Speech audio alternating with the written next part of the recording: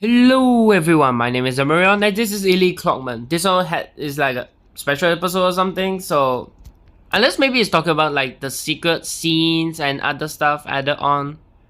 Uh Honestly, some very odd stuff did happen in the previous episode, so let's see what the analysis and theories are for this one.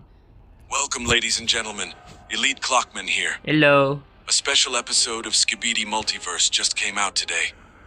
This special is no filler. In fact, this episode was very important to you in order to understand where all of this is going. This episode explains what actually happened in episode 27 of Skibidi Multiverse. And as it turns out, the death of our dear leader of the clocks was crucial. But before we get to all of that, make sure to subscribe if you think Skibidi Multiverse is super cool. What? And to pay respect once again to the fallen leader of the clocks. What?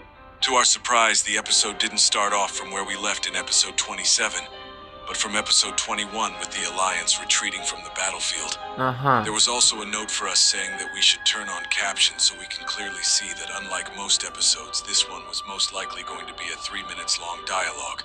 You can clearly see some familiar faces like our favorite drill woman now held hostage by the toilets, the chief clockman who forever lives in our heart, and his killer, the alarm clockman, who sadly stabbed him to death. And this is where episode 27 will finally start to make sense. Everyone was rushing to the helicopter in order to retreat when suddenly everyone stopped moving. Everything was frozen, time has stopped. No one could move except the alarm clockman. You can clearly see how confused he was. When suddenly a talking clockman came to him saying, "It's nice to finally see some homie. We have much to discuss." Just from those few words, you can clearly tell that Blood had it rough. The alarm clockman became even more confused.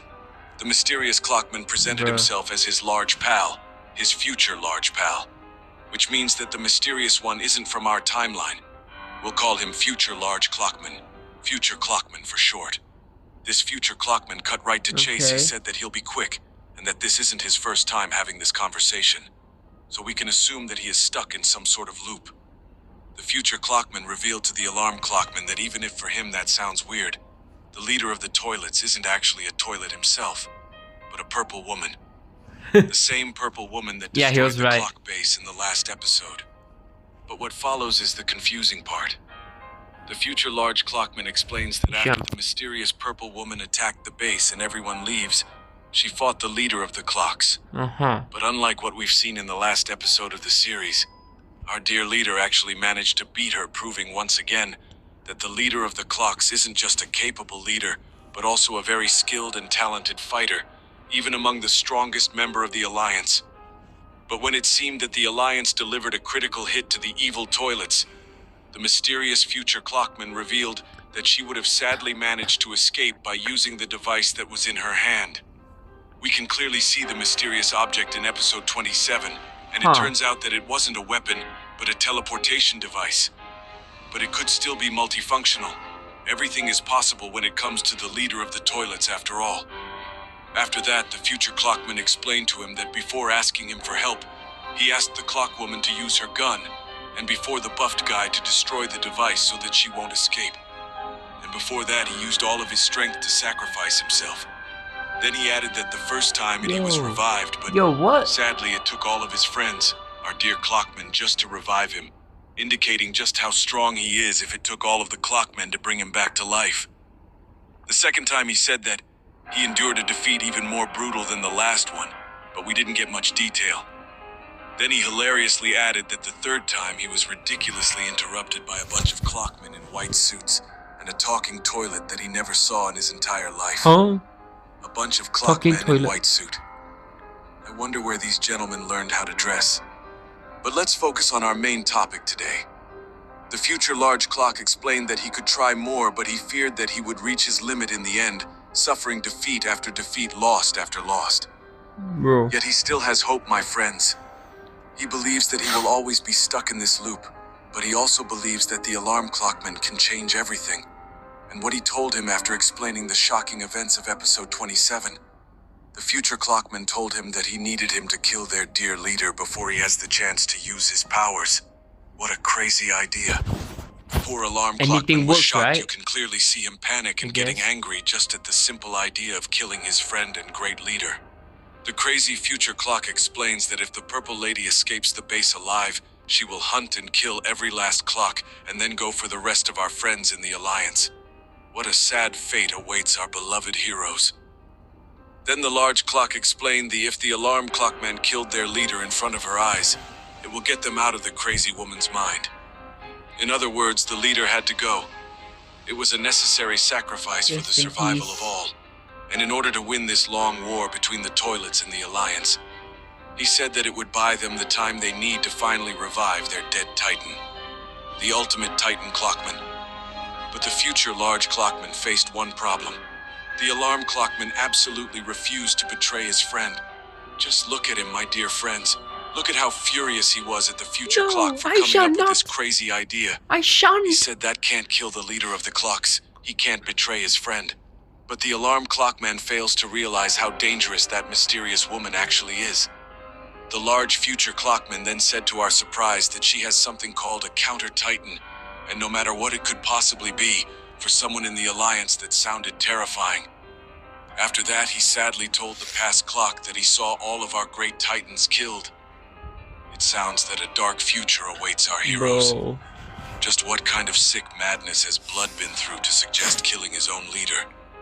He told them that it was vital for the clocks to get their Titan back at any cost.